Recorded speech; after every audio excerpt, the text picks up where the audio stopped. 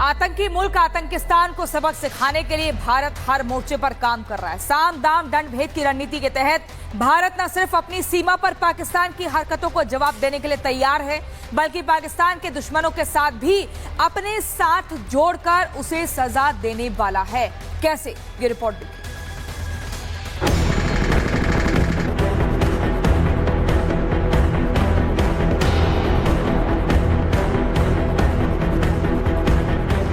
अब to front war से पस्त होगा पाकिस्तान। पूर्व से भारत, पश्चिम से तालिबान लगाएगा लगाम। आतंकी मुल्क पाकिस्तान को उसके पापों की सजा देने के लिए भारत ने घेरेबंदी शुरू कर दी है। पाकिस्तान की पूर्वी सीमा पर मौजूद भारतीय जवानों को रोकने के लिए अपनी सारी शक्ति लगाने वाले पाकिस्तान को पश्चिमी सीमा पर उलझाने की तैयारी है। भारत में आतंकी भेजकर देश को घेरने की रणनीति अपनाने वाली पाकिस्तानी सेना को उसके ही पिच पर क्लीन बोल्ड करने की रणनीति पर काम शुरू हो गया है। अफगानिस्तान में सरकार चला रहे तालिबान के साथ दोस्ती बढ़ाकर भारत पाकिस्तान के पश्चिमी बॉर्डर पर भी उसे सजा दे सकता है। पाकिस्तान के खिलाफ भारत तालिबान का गठजोड़ बन सकता है। दरअसल डूरंट लाइन पर पाकिस्तान तालिबान के बीच सैन्य संघर्ष के हालात हैं। पाकिस्तानी फौज और तालिबान लड़ाकों के बीच खूनी संघर्ष हो चुका है। तालिबान का दावा है कि अफगानिस्तान के एक बड़े हिस्से पर पाकिस्तान का कब्जा है। अपनी जमीन वापस लेने के लिए तालिबान पाकिस्तान से युद्ध के लिए भी तैयार है। पाकिस्तान के खिलाफ तालिबान को भारत अपना समर्थन दे सकता है। पिछले कुछ दिनों से तालिबान और भारत के बीच सहयोग लगातार बढ़ रहा है। तालिबानी नेताओं के साथ भारत के मंत्रियों और अफसरों के साथ संवाद चल रहा है। 15 मई को भारत के विदेश मंत्री एस जयशंकर ने अफगानिस्तान के कार्यकारी विदेश मंत्री अहमद खान मुतक्की से पहली बार आधिकारिक तौर पर बातचीत की। सबसे अहम पहलू यह है कि भारत की सरकार के अब तक राजनयिक स्तर पर अफगानिस्तान के तालिबान प्रशासन के साथ संपर्क नहीं है, लेकिन अब राजनीतिक स्तर पर दोनों देशों की पहली बार बातचीत हुई है। इसमें काबुल नदी पर शहतूत बांध परियोजना को आगे बढ़ाने को लेकर चर्चा हुई। शहतूत बांध परियोजना के लिए भारत $236 मिलियन की वित्तीय और तकनीकी सहायता उपलब्ध कराएगा, जिससे काबुल नदी का पानी जो पाकिस्तान जाता था उसे रोक दिया जाएगा। काबुल नदी का पानी पाकिस्तान के पश्चिमी हिस्से के लिए लाइफलाइन जैसा है। दूसरी तरफ अफगानिस्तान से आने वाले 160 ट्रकों को एंट्री की मंजूरी दे दी गई है। सूखे मेवे से भरे ये अफगानी ट्रक अटारी बॉर्डर से भारत आएंगे। आपको बता दें कि बलूचिस्तान में भी बगावत हो चुकी है। आधे से ज्यादा बलूचिस्तान में पाकिस्तान का नियंत्रण खत्म हो चुका है। अब तालिबान के साथ तीखे तेवरों के बाद पाकिस्तान का नया वॉर फ्रंट खुलने जा रहा है, जबकि भारत के साथ उसका तनाव जग जाहिर है। मतलब एक साथ पाकिस्तान की आतंकी फौज को मल्टी वॉर फ्रंट पर घेरने की तैयारी हो चुकी है। Bureau report, Republic Bharat.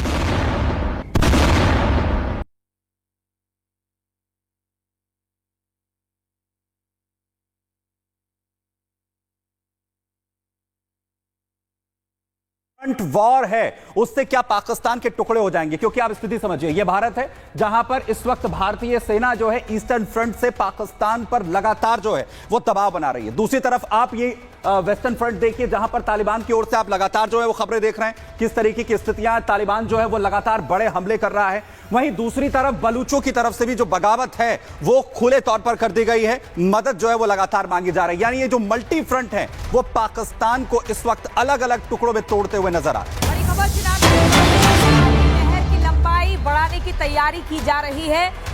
Ranbir नहर की लंबाई और बढ़ाने की तैयारी में है सरकार। सिंधु जल संधि खत्म करने के बाद एक्शन में है सरकार। पाकिस्तान की तरफ पानी जाने से रोकने के लिए एक्शन ये लिया जा रहा है। नहर की लंबाई बढ़ाकर चिनाब का पानी डाइवर्ट किया जाएगा। अभी रणबीर नहर की लंबाई 120 किलोमीटर है। सरकार इस नहर की लंबाई बढ़ाकर चिनाब नदी का पानी डाइवर्ट करेगी, जिससे पाकिस्तान की तरफ पानी का बहाव कम हो सके। तो ये बड़ा एक्शन लिया जा रहा है और ये वाटर स्ट्राइक के तहत पाकिस्तान अब किस कदर पानी के लिए, बूंद बूंद पानी के लिए तरसने वाला है, ये साफ हो चुका है। रणबीर नहर की लंबाई और बढ़ाने की तैयारी में है सरकार। चिनाब से निकलने वाली नहर की लंबाई बढ़ाई जाएगी। लेकिन मैं आपको बता दूं, भारत ने दो टूक कह दिया है, जब तक पाकिस्तान आतंक को पालता रहेगा, पोसता रहेगा, तब तक सिंधु का पानी भूल जाए। सिंधु जल संधि अब पाकिस्तान के लिए स्थगित ही रहेगी। प्यास से नहीं तड़पना है तो आतंक के खिलाफ पाकिस्तान को एक्शन लेना होगा। और भारत की इस वाटर स्ट्राइक से इस वक्त पाकिस्तान में हाहाकार मचा हुआ है। कैसी रिपोर्ट देखिए।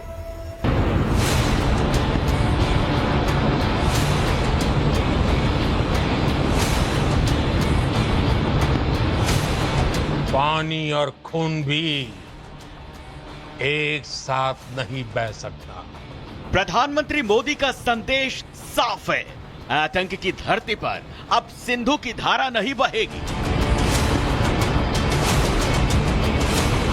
पाकिस्तान की सत्ता में चाहे मुनीर हो या शहबाज, आतंकी पालने की जिद छोड़ने को कोई तैयार नहीं। ऐसे में विदेश मंत्री डॉक्टर एस जयशंकर ने साफ कर दिया कि सिंधु जल संधि को पाकिस्तान के लिए फिलहाल सस्पेंड ही रखा जाएगा। Talks with Pakistan. I think the Prime Minister made it very clear that the only talks with Pakistan will be on terror. That Pakistan has a list of terrorists who need to be handed over. They have to shut down the terrorist infrastructure. They know what to do.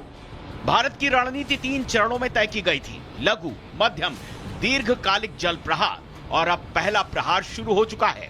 Bharat ने dams में flushing शुरू कर दी है। Flushing से बांधों की गाद हटाई जाती है।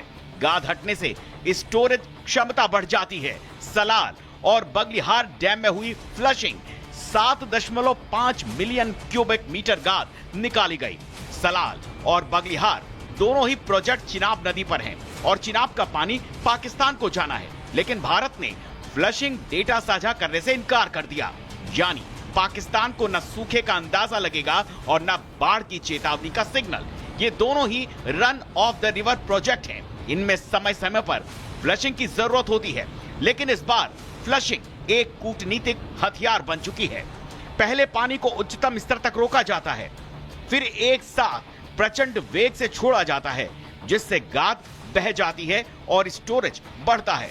पिछले दिनों रियासी से लेकर अखनूर तक अचानक चिनाब उफनी, फिर एकदम सूख गई।